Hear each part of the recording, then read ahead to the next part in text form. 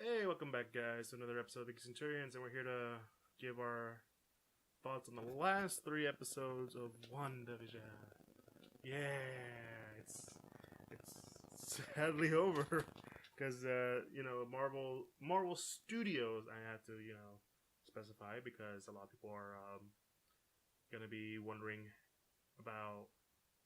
This is kind of be similar to like Agents of Shield or something like that, but technically it's their first, actual television property that actually 100% ties into the MCU. So yeah, as you guys know, I'm over here with Joey, so we're always gonna be talking together. You're probably wondering why we didn't just do 2 over 2. Well, there's only 9 episodes, and so we just go. Let's just do it all 3 episodes at the end. Also, we're in Texas. We got hit with that storm, so we had a reason to be a little off. Anyways, what we're gonna talk about is we're gonna go through a quick rundown of. You want to do each episode by himself, or just go ham and go all 3? I feel like I think it just might be easier just to go with all 3, and we'll sort of just say like this is the start of the next episode, and so on and so forth. But yeah, it's quite an interesting finish to the show. So yeah, there's a lot to talk about because that's probably going to be most of our speculations about what could this mean for the future of the MCU, but also what does it mean for for the characters that we have established. Also, we're going to talk about the theories that were disproven. Well, I mean, yeah, there was obviously, like a show that started off this sort of weird would have various fan theories going around of like what's going to happen next, and obviously now that the show's over, there's definitely some theories that were like semi-right to just being very, very wrong. Yeah, and in hindsight, we should have been smarter. Yeah, I guess. I mean, I think it's symptomatic of hype culture. I feel like, yeah, where where I think a lot of people get invested in trying to figure out stuff, and they sort of go down the rabbit hole of these crazy theories and being like invested in them, only to be like, because maybe they'll get disappointed or about the outcome if it's not like the theory they were rooting for, right? Yeah, because there have been prevailing theories about the show, whether it be Mephisto, mutants, what's going on with as we established in our previous episode about WandaVision. Is this X-Men's Quicksilver? Is the multiverse going on? I don't know. But we will be talking about that. So you're right. I think we should go for the rundown first. Joey, give us was it episode 6? 7, 8, 9. Yeah, 7, 8, 9. Starting off at episode 7, we sort of pick up where we left off with Wanda sort of expanding the hex to incorporate just a larger amount, and we sort of just see her like the opening is very similar to sort of like, I guess, modern day sort of sitcom TV, especially The Office with that opening. Yeah, and like a lot of these sort of like the little like characters are doing like little interviews with the camera and stuff, and it has very sort of that like realism sort of like handheld vibe that a lot of sitcoms like to do, like Modern Family and like you said, The Office and stuff like that. And it's basically sort of just like Wanda's sort of just trying to like realizing that expanding the hex is now sort of like compromising the whole place. Yeah. And she doesn't have nearly as much control as she did like before. And meanwhile, Vision is sort of hanging out where the military, where the sword base was, where it was turned into a circus, and Darcy's inside now, and she's an escape artist. Yeah, and Vision, obviously, since he has the ability to like snap people out of it, uses it on Darcy to sort of just get an understanding of like what's going on outside, what's happening. And I'll say this: the really interesting part, and this has been an ongoing theme that a lot of people have been starting to realize and connect with the series. It's that it's Wanda's way of coping, and this episode pretty much feels like depression. There was and I know you're gonna get to it, but like the commercial for this one was literally an antidepressant. Yeah, like it was the ad break has basically it's sort of just for antidepressant drug, which is obviously interesting. It's called Nexus, and I didn't realize this until like later on, which is I'm glad we did this way now. Nexus is kind of like this weird Marvel thing that involves sort of the multiverse. Like it's the nexus between reality and kind of stuff. So and it's affiliated with the Scarlet Witch. Yeah.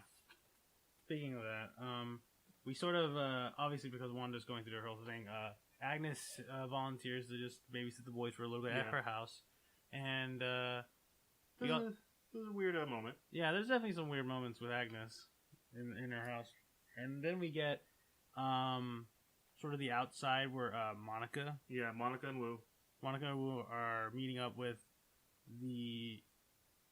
these people who are dropping in essentially like a lunar rover, right? Yeah, it's basically a big old rover. Yeah, like a big suited up like extraterrestrial rover that you would see like being used on the moon or Mars or whatever. Mm-hmm. And then she's like, "That's my ticket in," and she tries to enter, but sadly it doesn't pass through or it doesn't go all the way in. Mm-hmm.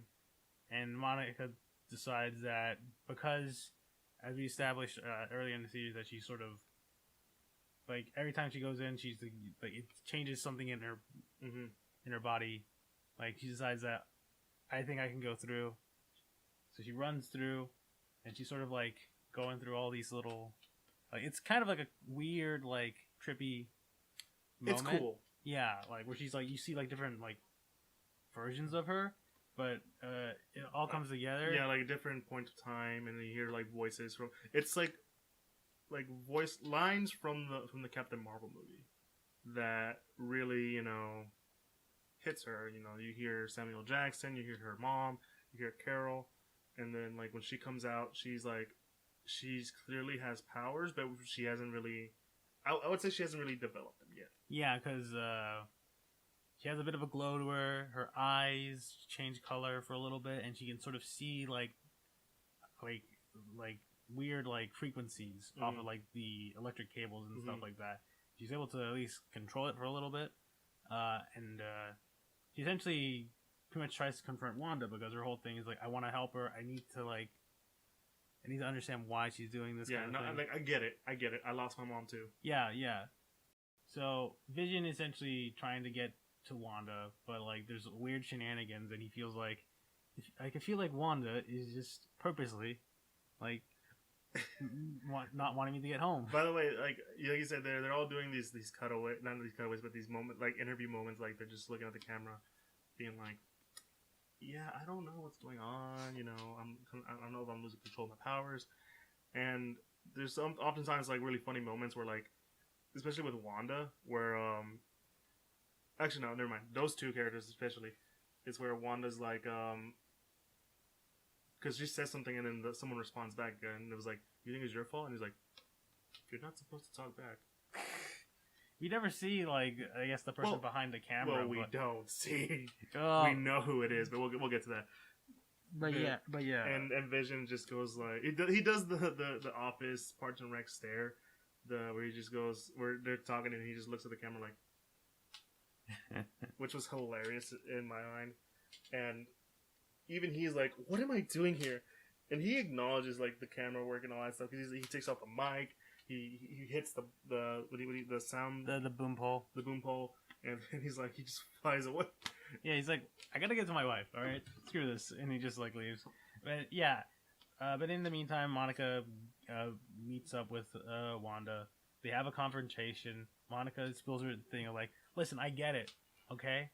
Like, I lost my mom, and if I had the power to bring her back, I would do it too, right?" But then Agnes shows up, and she's like, "Get out of here! Yeah, stop interfering here. leave her alone, right? And sort of like, you need to run along now, sort of, and so Monica's just like, what the hell's going on? Who the hell is this chick? Yeah. Right? And so Agnes brings Wanda into her home. Wanda starts to notice some weird stuff going on. She's like, where are the kids? It's like, oh, they're probably playing in the basement or something. So she goes into the basement. I mean, listen, when someone says your kids are playing in the basement, I'm at that point I'm hella concerned. Well, I mean, basements probably aren't that bad, right? They're just like, it depends on what's in the basement, right? So we're from Texas. We don't trust basements. We don't have basements. Exactly why we don't trust them. It's because it's geology. Yeah. I'm not gonna get into it, but yeah, she goes down into the basement and she finds some very interesting things down there. Everything looks very sort of supernatural, and it turns out that Agnes has been pulling the strings all along. Yes, it was Agatha. She reveals herself to surprise of no one, but I feel like it's still like really well done.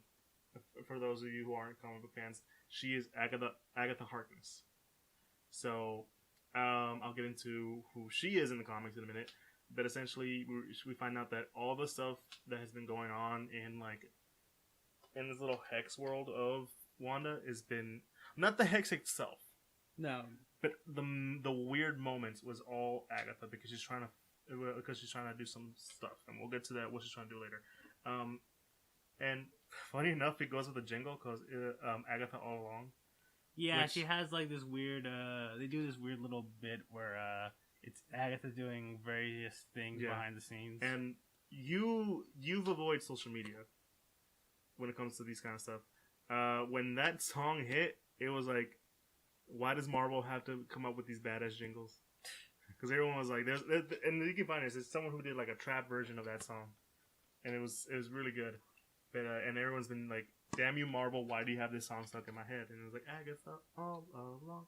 Well, I feel like they might have just walked next door to the Disney folks. It's like, you guys make pretty catchy songs. Write us a fucking jingle. And it's like, alright. Yeah, that way we're getting paid. Yeah. And I would say a lot of people were like, is this supposed to be like a reference to like the Addams Family? But it's actually, a lot of people would say, no, it's a reference to Monsters. That one with the monster family, like the dad's Frankenstein, the mom's yeah, I think I vaguely heard of this before. Yeah, it's one of those. And yeah, we find out that she's been organizing all this, including Pietro. Yeah, she's responsible for Pietro. Yeah, and we'll get into what really is Pietro. She also killed Sparky. Yeah, which, I mean, you know, like... that solidifies her for many as a villain. Yeah, that definitely puts her into the villain column. As we all know, any person that hurts or kills an animal, especially a dog, is automatically the bad guy. It's unforgivable. Apparently, yes. So, yeah. Well, I mean, we had the question if it was ever a real dog. It might have been. That would be really fucked up if it was. Yeah, like if it was a dog that was trapped in the hex, that would suck. That was someone's dog. Yeah. So, alright, now we get into episode 8, which is definitely... Well, let me at least inform you who Agatha Harkness is. Oh, okay. Because I'll tell you this. Agatha Harkness, in the comics, and we're going to go into her story and how it relates to the MCU and all that stuff. But Agatha Harkness, in the comics, isn't essentially a bad person. She kind of does things of her, if it's her way. She's not a good guy. She's mostly a good guy, but she's not really a bad guy. She's mostly always been known as the kind of the babysitter for a lot of heroes who have kids. Mm-hmm. Most notably, Mr. Fantastic and Invisible Woman's kids, Franklin Richards and Valeria Richards, and she's also magic. And whenever like Franklin would do some stuff, she's like messes with her, waves her hand and goes like, "There, it's set. Don't worry about it. It's fixed." And the funny thing is, none of the Fantastic Four knew None of them knew that she was a magic. No, yeah, because that was the joke. Oh, okay. Because like we're all science, equations, traveling through space and time. We don't believe in magic, and their babysitter's a magician, is a witch. Okay, all right, yeah. Yeah, and when eventually this is I like how the tied is into the history of Wanda and Vision, because when Wanda and Vision go and have their life together, and then Wanda somehow makes children, and they're like, oh, we gotta go on a mission. Agatha, can you take care of the kids? She's like, sure. And then like literally when the first few days, I would say like first couple hours, she's like, oh, they also have their parents. Oh God, no. Oh no. Because she eventually finds out like, yeah, those kids aren't real. Those are those are pieces of Mephisto, the kind of like the devil of the Marvel Comics universe. Mm-hmm. And so she's like, yeah, this is not gonna be good. And then the whole stuff where the kids become part of Mephisto again. She loses her babies, her kids. She's about to have a mental breakdown, and Agatha's like, mind your race. We cannot tell Wanda. For the love of God, do not tell Wanda that her kids were a thing once. And then she later finds out, and I don't remember if she kills Agatha, but basically, she gets rid of her, and then like it leads into the House of M. But Agatha Harkness has always had a very interesting relationship with Scarlet Witch, because she was also kind of her teacher. Mm-hmm. So everything that like she knows was because of Agatha. And as we go on to the next episode, I want you guys to remember everything I just said, because like one, they still kept the whole thing about her being a witch. She was also around the Salem witch trials, so that was interesting. And her relationship in the comics and now differs from now in the show / movies. I mean, I guess yeah. Like I feel like it kind of has to be a bit like that, right? Mm-hmm. Just to give like a bit of an interesting, I guess, foil in the MCU now for her.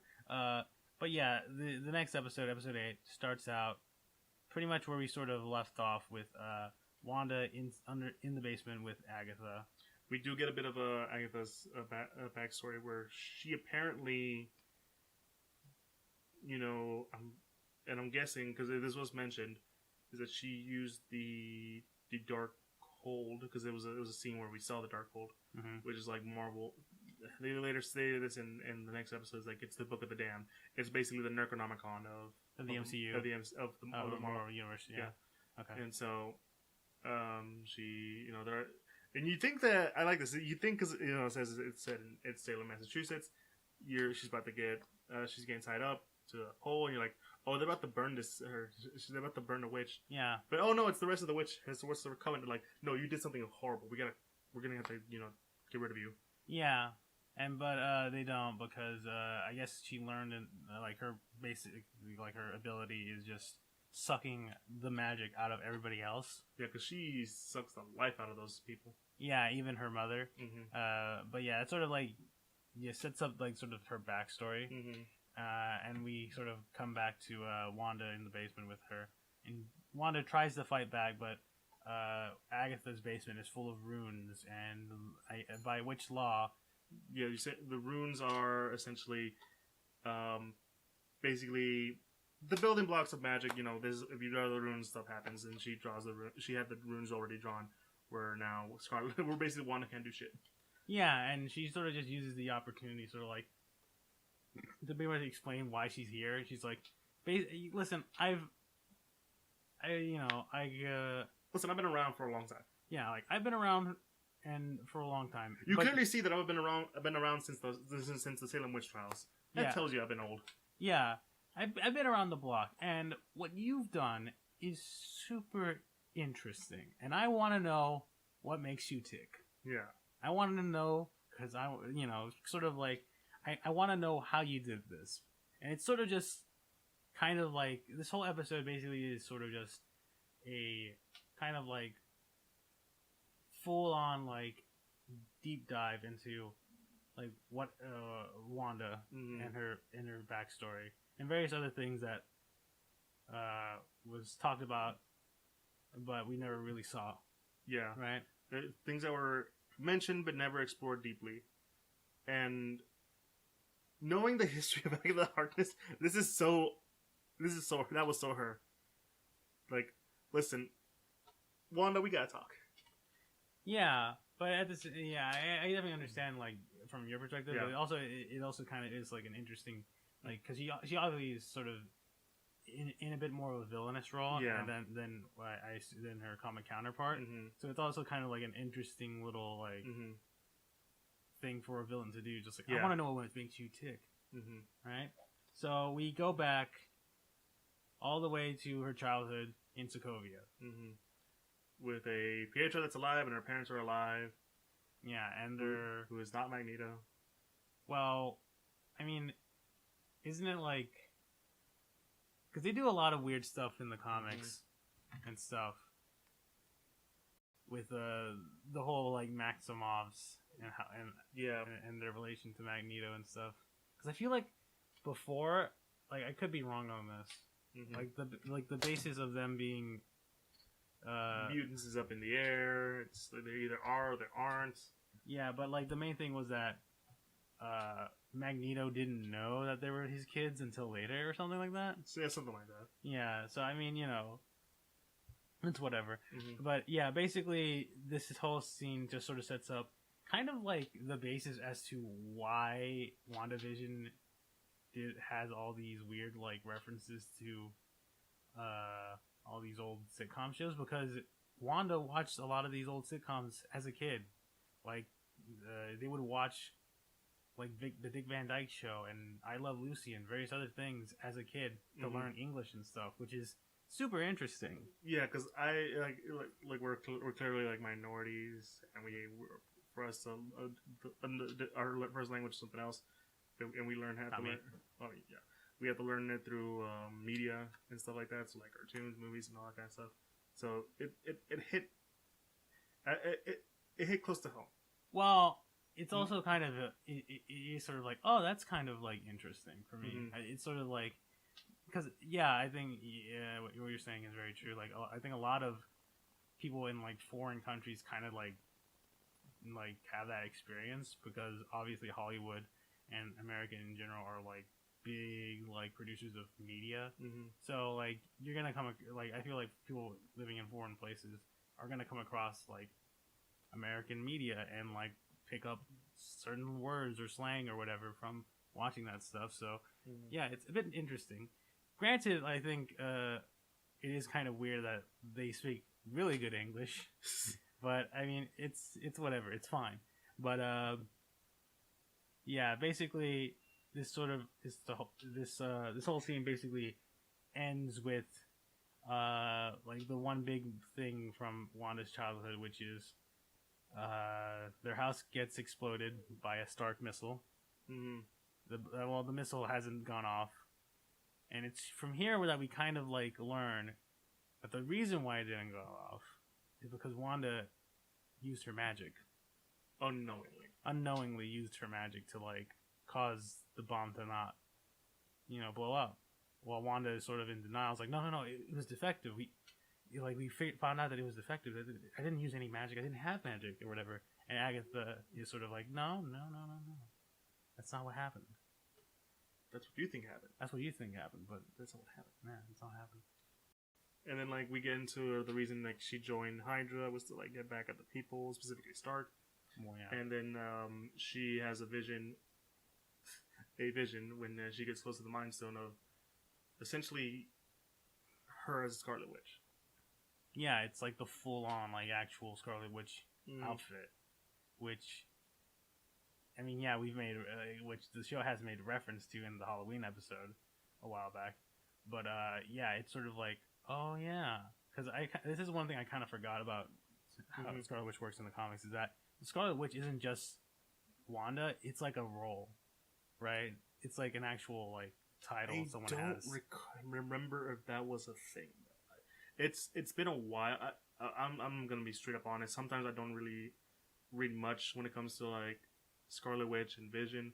I usually read them when they're with other characters, or like it's a storyline that like, hey, this is a really cool storyline. You should check it out. Like when I'm reading Tom King's Visions, because that one, because one, that's also basis on what's going on in the show. There's clearly heavily influences where Sparky comes from, except for there it's a little more, in my opinion, a little more horrifying. Listen, Frankenstein dog is not as cute as you think. I mean, when you really think about it. What about Frankenweenie? That was a movie. Yeah, but when you really think about it, it's a lot more darker. But everybody loved that movie though. Because they weren't thinking hard enough. Oh. Okay. Not to diminish Frankenweenie. It was a fun movie, but no, but I know her having the role of Scarlet Witch is kind of like a title. Maybe that's right. Maybe that's wrong. I haven't really read up on it. Okay, so I think that's from what I remember. I could also be wrong. I feel like my knowledge on a lot of long running comic stuff is a lot like less dense than yours. Mm-hmm. So I mean, yeah. But yeah, basically, the interesting thing, of course, is that like the Hydra members sort of review the tape, and it's sort of like it's a jump cut, right? It's sort of like, what's up with this? What happened? Why is there like a jump cut in the security cam? She's standing next to it, and next thing you know, she's on the gun. Doesn't make any sense.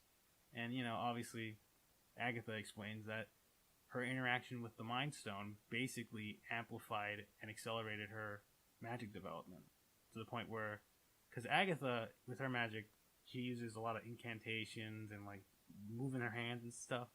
But Wanda, she doesn't. It's like half the time it's like through her mind alone, or she'll just do like hand wavy stuff. So essentially, it helps. It's sort of just like for her. It's like it helped boost your magic to a point where you don't even need to say words to do magic stuff. And even when she was with Hydra, she was still watching some sitcoms. Yeah, which is like kind of interesting. And then we get sort of another. We go further. Well, not further back, but we jump forward to her time in the Avengers compound with Vision, and sort of like developing that sort of relationship. And for a lot of people, that was probably one of the most genuine scenes ever. It was basically where the romance began. Yeah, because it essentially is like Vision's story sort of concerned for Wanda, and I think this is probably set after Age of Ultron, definitely. Yeah, because she's still grieving over Pietro's death, and Vision was there to help her to do that, and that's sort of what we get. And what did he say? He said something about grieving being love persevering or something like that. Yeah. Like it's been a while, guys. But it was a very like sweet moment. It was very, it's one of the things that people really like about Vision is like, he's a robot, but he has like human qualities. Yeah, he definitely has his moments, right? And so once we have that, and it's also like it's once again the sitcoms come back in. Wanda's explained to her like why the sitcom is the way how sitcoms work and all that stuff, and they sort of like bond over that. And we do another jump forward to like after Endgame, where Wanda just wants to bury Vision. Yeah, like her whole reason for going to Sword is that she wants to just take Vision's body and bury him because she feels like she's the last of his kin, and that's sort of her thing. And you have Hayward, who does some shifty stuff, very shifty. Yeah, obviously he's sort of like, well, like he obviously shows Wanda like how they've disassembled his body and stuff, which is a callback to like I want to say it was West Coast Avengers apparently. Because I try to do some research sometimes when I'm going to go into this. And it's very much just like in the comic where he's just spread out, because in the comics they do that to him. And the reason why they did it to him in the comics is because he went evil, and they're like, okay, we're going to scrap this guy down. We're going to scrap him down. And they did that to him. And I'll go more into what happened, the comic similarity later. That, she goes in, she doesn't steal anything. That was the interesting part. Yeah, it was that and the fact that Hayward essentially insinuates some things. He's sort of talking about, like, are you trying to bring him back to life, and Wanda's very sort of like, no, I just want to bury him, you know, and he's like, he sort of like tries to plant some seeds of like trying to get her to do something for him, essentially, and of course she sort of like breaks in, and we see that point, but it's not like, but Hayward doesn't like call, you know, the security guards to fire. He's like, no, stand down, let her see the body, and it's like, because which is, to be fair, like if you've seen the past episodes, Hayward was sort of adamant, like, she stole Vision's body, she somehow resurrected him, we don't know why, she broke in and whatever, and stuff like that, but no, clearly Hayward was lying and doctored the footage to make it look like that. So, and the reasoning why, we kind of get that reason. Yeah, it was very weird. Yeah, but basically, Wanda just leaves. She decides to go to Westfield, to an empty lot. Well, you know, where a home used to stand. Or would have stand, yeah. And basically, that's the start of the hex. She unleashes like. And can I say the interesting thing about Westview is everything's so sad. Yeah, it's like a small town with like barely anything happening.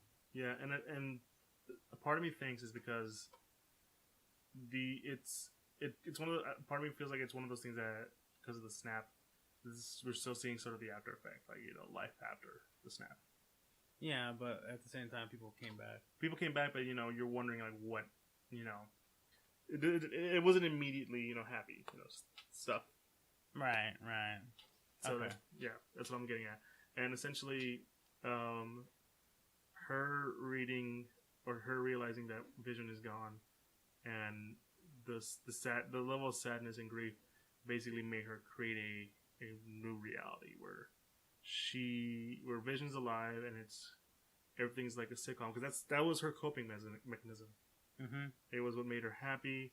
It's what she did when it's why she bond. It's one of the reasons how she was able to bond with Vision, and it was whenever she was in a dark moment, she always had to go. You know, she always had sitcoms to go to.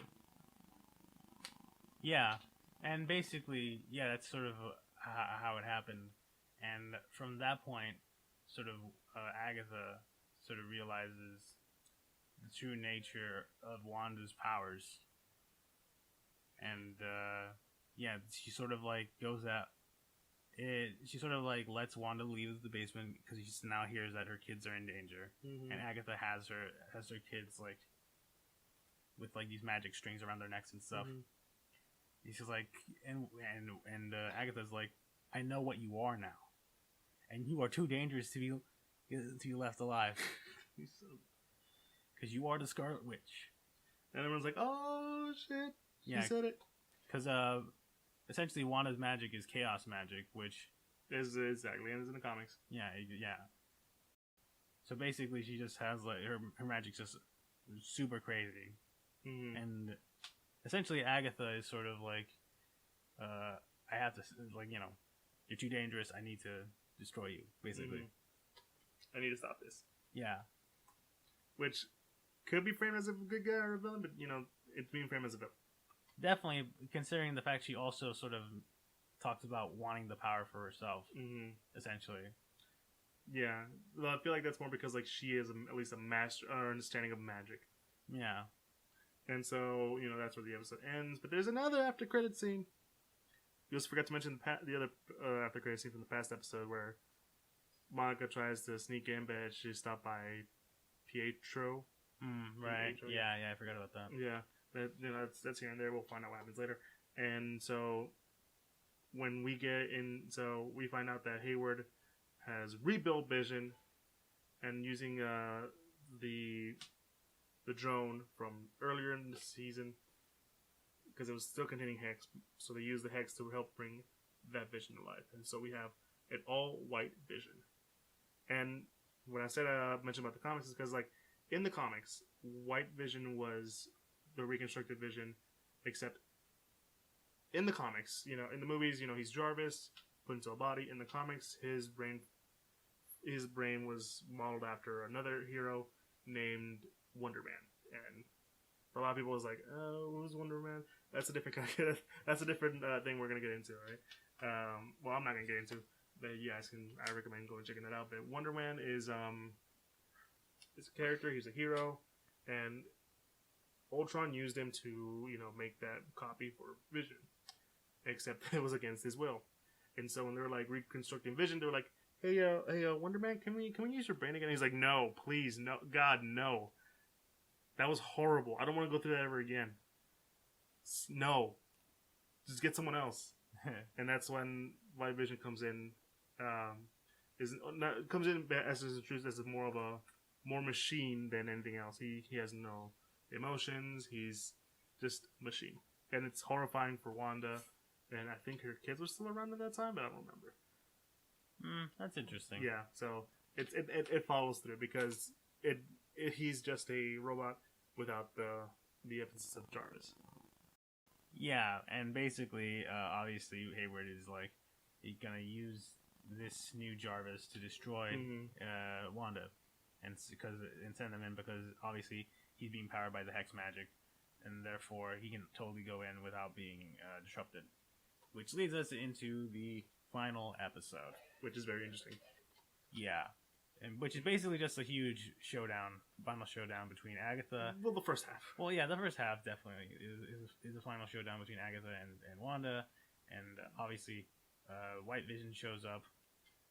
She's like, "Is that my vision?" It's not Vision. No, because he literally tries to crush her head, but then her vision in the Hex shows up to save the day. Wanda has the kids go into the house, into the room, and the two sort of like fight their own battles. Yeah, and Agatha is also drawing the life force from Wanda, and she leads them to the center of town, where she's like, I think it's insinuated that Wanda thinks that she put them all under, all the people are under Agatha's control, but no, it's clearly Wanda. Yeah, yeah, I think so. Well, I know Wanda definitely has put them in her Hex, but like she's for I think for like a while she's really sort of ignored. Yeah, like their pleas for help or whatever. Because it gets a little uncomfortable there. Yeah, because essentially, when they're in the center of town and like they're fighting.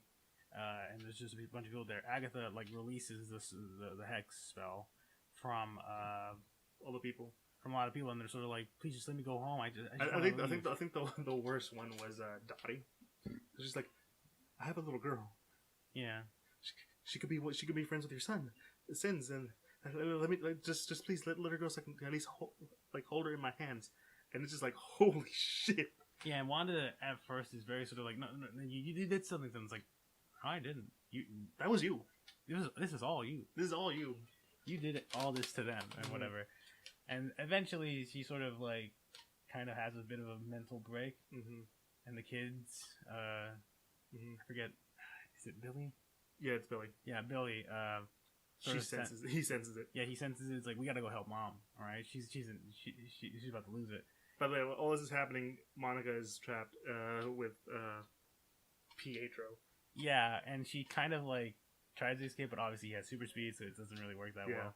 But she does discover that Pietro is obviously is not the real Pietro. Yeah, it's just a dude. It's Ralph. Yeah. Yeah, you guys remember when we talked about Ralph? That's Ralph. Yeah. Which confirms one theory of mine. I mean, yeah, I guess, but it's You listen, when I was watching it, I collectively heard a no around the world that it wasn't Pietro. Well, I mean, I feel like at least I knew that for a fact.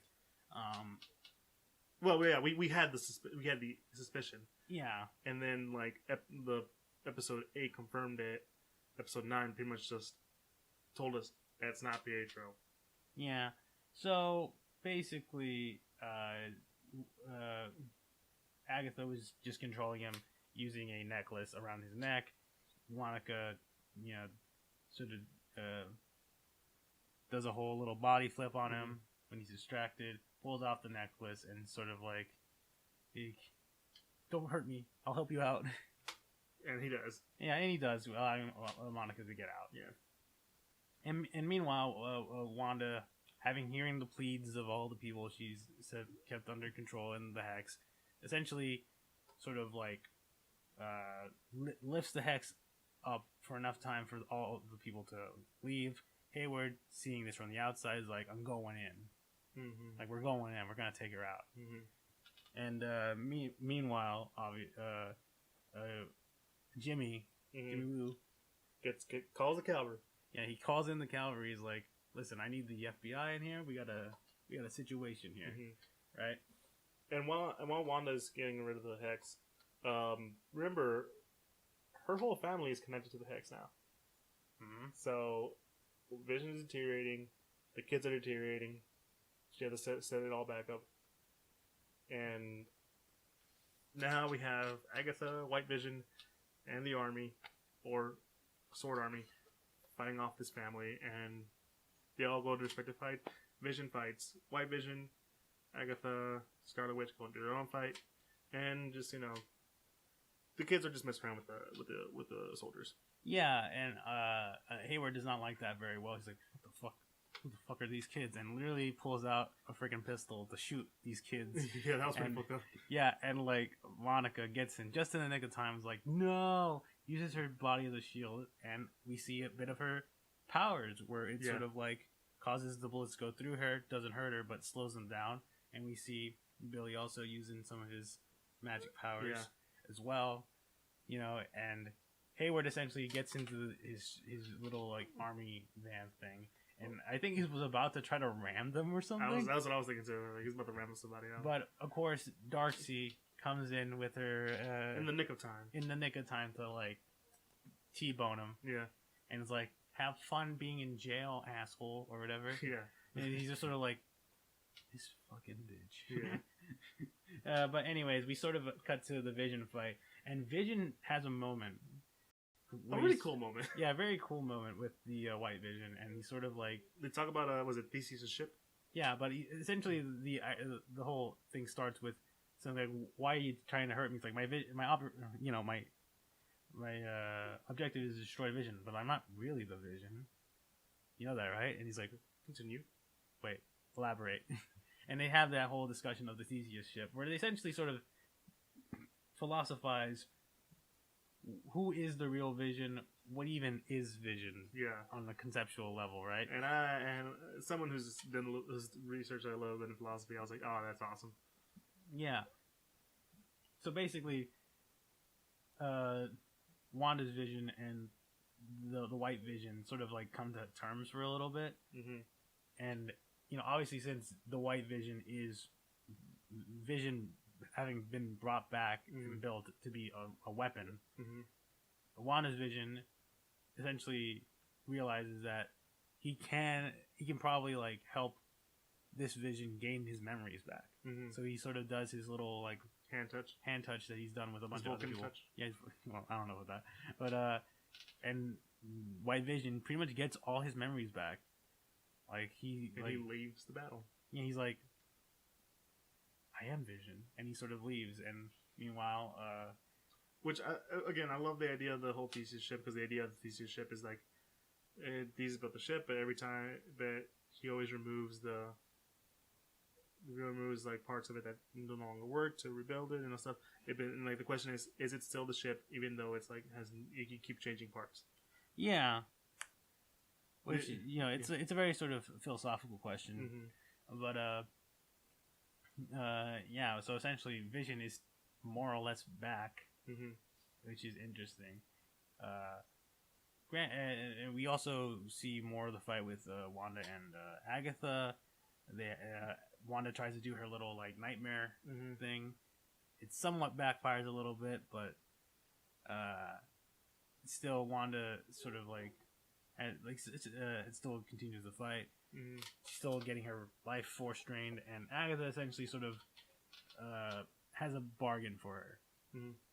Basically, she sort of like tries to make a deal that if Wanda gives her all of the chaos magic that she has, that she will in turn create a version of the hex for her and her family to live in. So, it's sort of like Wanda's sort of like kind of like agrees with going down with that plan, but more or less still fights on. Mm-hmm. Like, it's a very sort of like Ang Lee Hulk of like, you want my power? Take my power. And It's too much. Yeah, I was like for half a second, I was like, no, you weren't the only one who thought that. I thought that too. No, my thing was like, isn't it the same thing's gonna happen? Fucking Agatha's gonna take too much magic and she's gonna freaking explode or something. But no, it turns out that it was Wanda's plan all along. That while she was firing her chaos magic, she was writing runes all over the walls of the hex. And since, you know, only the witch that makes the runes can use magic within that area, pretty much disables Agatha's magic, and Wanda pretty much takes all her magic back and gains the outfit of the Scarlet Witch. She has become the Scarlet Witch now. Yeah, she has now fully become the Scarlet Witch, which I do like the outfit because we never like truly seen and I guess an accurate version of her costume from the comics. Yeah. So yeah, it's super cool just seeing sort of this modern redesign. So I think it still has a lot of the essence of the Scarlet Witch outfit, but you know, obviously more in tune with the MCU sort of look. Yeah, it's streamlined. Yeah, and it looks nice. It doesn't look too overdeveloped, and it's just straightforward. This is what it is. Here's the shade of reds. Here you go. And Wanda decides to trap Agatha in her own little hex, where she becomes the nosy neighbor. And she's like, "No, you listen, Wanda. You don't understand. You're gonna need me." And she's like, "If I do, I know where to find you." Yeah. Because eventually, she essentially just forces her to be Agnes in Westfield for however long she wants her to be. Yeah. And they eventually just go home, the whole family. And it's basically just this big old goodbye. Right, because Wanda now fulfills her promise to, you know, end the hex, and as the walls of the hex close in on the house, she has a bit of a goodbye to her kids, and a goodbye to Vision, who sort of asks, like, so what exactly am I anyway? To which Wanda, I think, responds with, you are, like, the parts of the Mind Stone in my body, like, fragments of the Mind Stone that she came in contact with, which I find kind of interesting. But I'll talk about that a little bit later, because, yeah, basically the hex comes in, obviously her kids disappear, Vision disappears, and she's essentially all alone again in that lot, and she sort of walks back into like the main plaza of like Westview with all those people still there, giving her like some looks, which, you know, she's like, yeah, no, I kind of deserve being looked like that. Monica sort of like extends like, you know, like her sympathies. Yeah. And Wanda's like, yeah, no, I get it. I think you forgot to mention also is that they were able to pull off one of the most well-recognizable scenes with the Vision, and it's the even an android can cry. Yeah, we do get it. Does get a little emotional with Vision. You know, he does sort of like has that cry. He does like a tear, which is like, you know, a robot crying. Yeah. But yeah, basically by the time the rest of the FBI comes in and stuff, Wanda decides to leave and go somewhere else, and because essentially she sort of vows to understand and master her powers, right? Because she now knows that she's a Scarlet Witch and she has a crazy amount of power, and she wants to figure out how she can use it. So, meanwhile. And I think that's sort of where the show sort of ends. We have our we have two post-credit scenes. One where basically we find out that a Skrull has come, and he's telling Monica that, hey, we're gonna need you in space. Yeah, she's sort of like, a friend of your mom sent me, and she wants you, and she wants you up there. So yeah, we're probably setting up some stuff for Captain Marvel 2, because I'm pretty sure Monica is going to be she's a character for Marvel too. She's gonna have a role in Captain Marvel 2. And the second post credit scene is somewhere in like a remote like mountainous area. Wanda's in a log cabin, sort of just drinking some tea. She heads inside the log cabin, and we find out it's just like a projection of herself because she's actually in her Scarlet Witch getup with the Darkhold, sort of just going through it, like learning all of this stuff, and she hears the voice of her kids, sort of like calling for help, and she's sort of like, "My children need me." Yeah, my children need me, and that's the last. That's the end of the show. Yeah. Before we go into the rest of the talk, Joey, give us a quick rate. What are your ratings for the show? You want to just give each one, or just one the whole show as a? It's gonna take a bit of time if we go through all the show and ratings. So I feel like we just talk about like the entire show, like what our rating is for the entire show. Okay. I'm gonna give mine. I give it for this show. I'd probably give it. It's a good foray into what I feel Marvel should be doing now. It's like, because we've established these characters, we know what you're able to do. We want you to go crazy, and you don't have to be 100% accurate to the characters, so long as you get like the idea of what the character is, or like at least a version of the character, and give us stories that will make us want to like root for these characters. This is probably the most. Like, I'm not that big of a Scarlet Witch and Vision fan. Sometimes, like, again, I would read them whenever they come by with characters that I really enjoy, say, like Spider-Man, some of the X-Men or whatever, and such. And so, seeing them here doing the stuff they do, especially with Vision and Scarlet Witch, both of them, they make you feel for them. Because we're always told, like, they're the tragic lovers, but we never get to see them much of being, you know, tragic lovers. You know, we're like, okay, there's hints, and then now they're dating, and now one of them had to die, and it's sad. We feel sad, but we don't feel sad enough. But now I feel like after watching this, and you go back to see, say, Infinity War, you're like, oh, Wanda, no, and I feel like this is a show that one does a good job of it, but also elevates some of the other movies. I heard a lot of people went back to rewatch Age of Ultron. Rewatch Infinity War and all that stuff, and that's great. I think that's a great thing to do. Rating for me to give this a rating, the entire show rating feels a little hard because I think I might have to give it at least an 8.5 out of 10.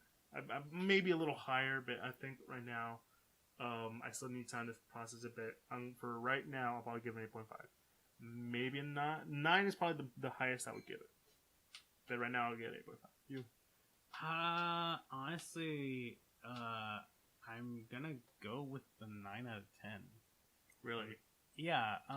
Because I feel like there's a solid buildup of intrigue in the first 3 episodes, and we finally get to learn what's really going on and stuff like that. And it feels cohesive, and I think for me, like I didn't have that many like crazy theories about the show. I feel it's satisfying. Mm-hmm. Like it's sort of satisfying for me anyway. I do think we might not get a second season of this. I feel like this is sort of a one-off. I think it's been confirmed it's only 1 season. Yeah, which I think is good, because I feel like this whole like this show, I think it hit all the marks it wanted to hit. It got us to care a hell of a lot more for the Scarlet Witch and her relationship with Vision, and establishing some other stuff that we might potentially see in the next slate of Marvel movies. So yeah, I think this thing sort of like does really well, and you know, obviously by the end we sort of like stop messing with the sitcom routine, which I feel like, I don't know, it's probably like maybe the biggest hurdle for some people. Mm-hmm. They're sort of like, okay, I get it. We have some weird comedy stuff, but the intrigue is what I'm here for, or whatever, for some people. But honestly, for me, I think it's fine. Overall, like, I think it's a solid. It's a good show. I think it's a good show. Yeah, no, I 100% agree. Like I said, for me, I don't know. I feel like I still need more time to process it. But you're right. I would, like I said, maybe I am gonna give it a 9 out of 10. I don't think that's what I should do. But right now, for myself, it's 8.5. that I feel like overall it probably would be a 9 out of 10. I feel a lot of people would say 9 out of 10. Yeah, or maybe even just a solid, number. But I think it's a good show. It's what I want Marvel to do more, and I think them having Disney Plus and having these shows as they are is going to help them in the long run. Because because of Scarlet Witch and Vision, they weren't really used that much. Here, they're able to do this stuff. A lot of people want Paul Bettany to stay at Vision. They don't want him to die anymore. Vision's a robot, mm-hmm. and we definitely know now that Vision is back in some form. Mm-hmm. Whether, I guess, I don't know. I don't want to necessarily talk about theories as to like what they're gonna do with him at the moment. But we can talk about what the ending could mean for the future of the MCU. Yeah. We can definitely go a bit into that. Mm-hmm. Obviously, I think we always talk a little bit about Monica, and obviously like her after credit scene being mm-hmm. like a sort of a reference to seeing more of her in Captain Marvel 2, which I forget when that movie comes out. It's gonna be a while. Yeah. Okay. So yeah, we're definitely gonna do some of that. We're probably gonna explore more of her powers. Yeah, as well, because we definitely get a bit of like intrigue with mm-hmm. her powers. So I feel like that's going to be interesting to see. Mm-hmm. If she even gets her, it'd be interesting if she gets her own show. I don't know if she will. I'll be down for that. Yeah, but it's going to be interesting. We know at least Wanda's whole thing is trying to be kind of interesting. Mm-hmm. Because I think we know she's gonna be in Doctor Strange too. Yeah, she's gonna be in Doctor Strange too, and seeing that she's now essentially getting into her role as the Scarlet Witch, and hearing her kids, I'm gonna assume that this might lead into a big plot point for the Multiverse of Madness, mm-hmm. where she essentially hears her kids and asks Doctor Strange for some help.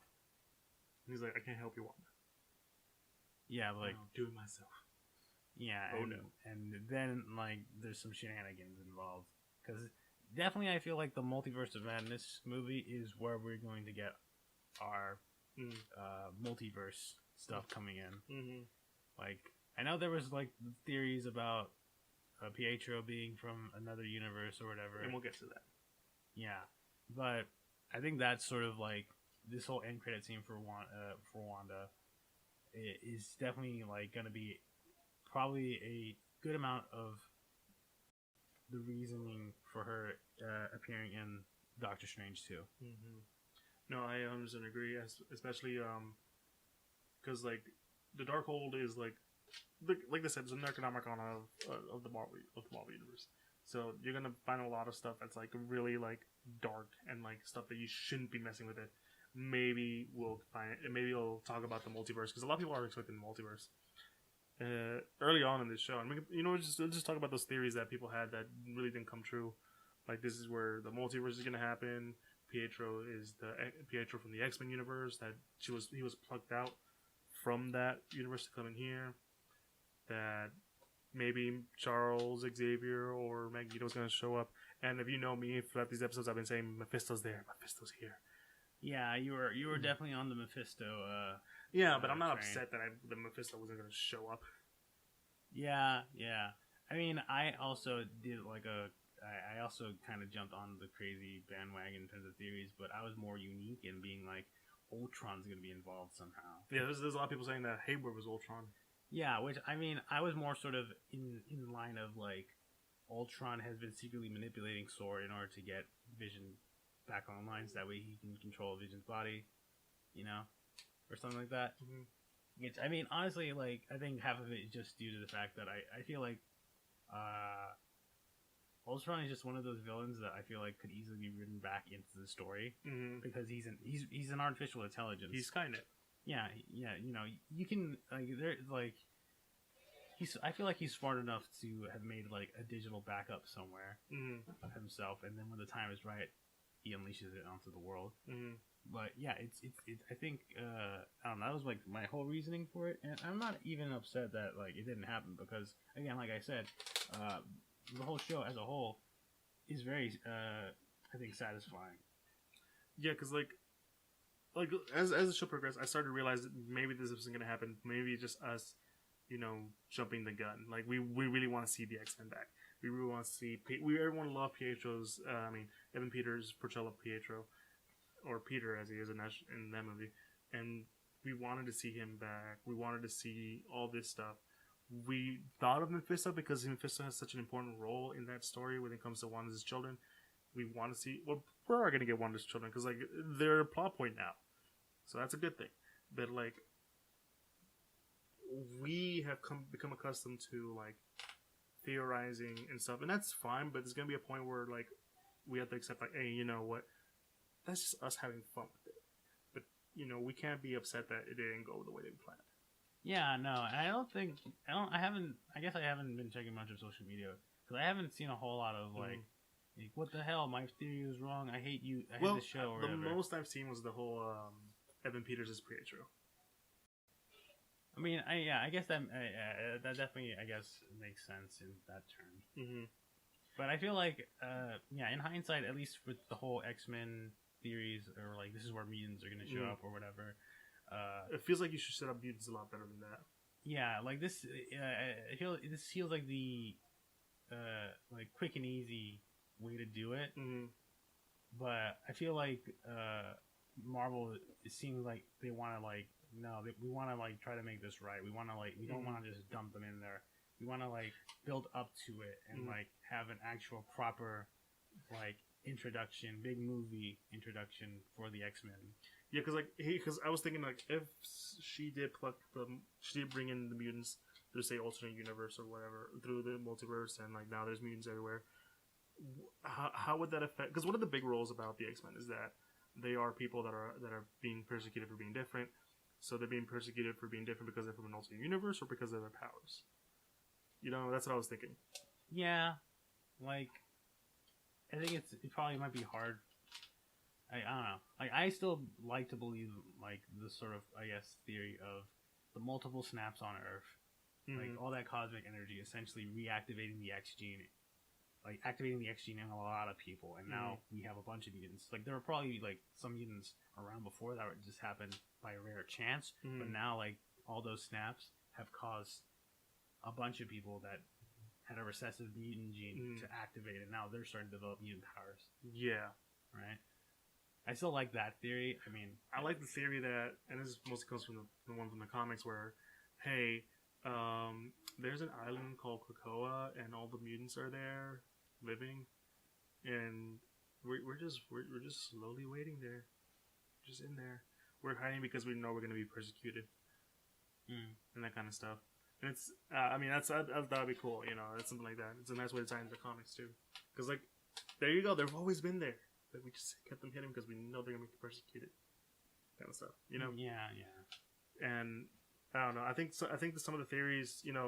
I've seen a lot of people upset because of the Pietro thing. I think you and I always knew it was gonna be a sort of a tongue in cheek, like, hey, it's not the Pietro. Yeah, I mean, hell, like in that like the next episode, like. It's sort of, Wanda's obviously discussing, like, why do you look different? It's like, I don't know, maybe you just don't want to see your dead brother or whatever. They're obviously, like, sort of, like, acknowledging that, yeah, I don't look like the real Pietro, all that stuff. It's super weird. Mm-hmm. And, who knows? Maybe I'm not the real Pietro or whatever. And he wasn't. And, yeah, he was Ralph Boner. Yeah. That was a bad joke there. But anyways, yeah, no, it was still a good show. I think I still want to see someone who decided to binge watch the whole thing at once, because I think the fun thing. I'll say this: the theorizing was what made it fun throughout every week. You always had a new theory coming out. You always had people discussing these theories, like giving you like crazy ideas, like what could happen. Like there was a point that I thought maybe like, hey, what if Hayward was like actually. At first, I was like, "What if he was actually?" Because it might have tied into like Spider-Man. I was like, "What if he was actually Chameleon?" Like the real Hayward was dead, and like Chameleon came in and took over, and no one knew. I mean, I think I remember you telling me that. I'm like, that's interesting, but like it reminds me of the theory that Chameleon was in Far From Home and he's like one of the S.H.I.E.L.D. agents. Fair, Like, yeah. And then then I repurposed it. Like, wait. What if it was actually Mystique? yeah. And then you were like, oh, okay, now that's cool. Like I was like, okay, yeah, no, like that actually like kind of slaps. Mm-hmm. But you know, it's But they're theories. They're made for fun. They're not. I'm not expecting them to be 100% cool. Like accurate. okay, Matt Pat. But there's a reason they're called theories. They have a basis. It doesn't mean it can't be true or right. well, I mean, There's a reason why he's still making Five Nights at Freddy content, even though we all know that it's kind of pointless at this point. well, I mean, it makes him money. Like the dude's got to make money. True. Also, at this point, has it become like a who gets the last laugh between him and Scott Cawthon? Well, I think does the creator even acknowledge those? Is it him? Yeah, he acknowledges him.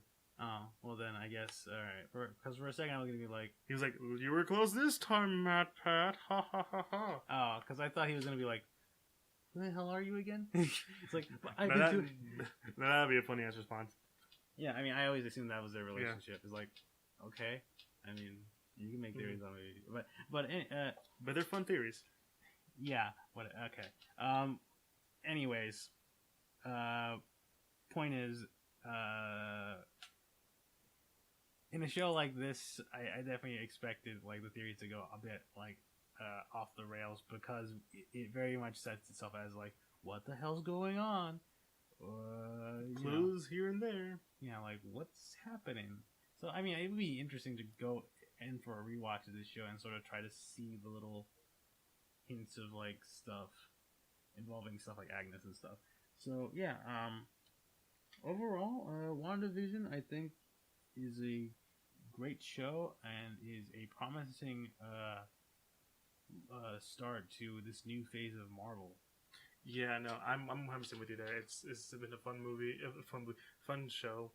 Like I said, it's where I want. It's what I'm expecting most of these Marvel shows to be. I don't know. I mean, technically, Falcon and Winter Soldier was supposed to be the first one, and that looks more to be like standard, MCU action. But I also heard like it's gonna be like a kind of a little more like Winter Soldier. This Winter Soldier movie was. Mm-hmm. So like, and that was kind of like a little bit of political intrigue. I'm kind of wondering how to see that is. And also, we're getting U.S. agent, maybe taking being the one to be the Cap, even though it's supposed to be Sam, and who knows we can go there. But I'm excited to see where they go. The fact that they're exploring characters more that need it, and fleshing out the world is it. I'm excited to see what's going on because that was one of the interesting things about Marvel was that the characters and the world and how they relate to each other, and and seeing it done, it looks like it's gonna be fun. Mm-hmm. So that's the end of the episode, guys. Thanks for joining in. If you want to follow us, we are on Instagram, Twitter, and Facebook at the Geek Centurions. And if you go on Instagram, you'll be able to find our link to all of the podcast sites that we are officially a part of,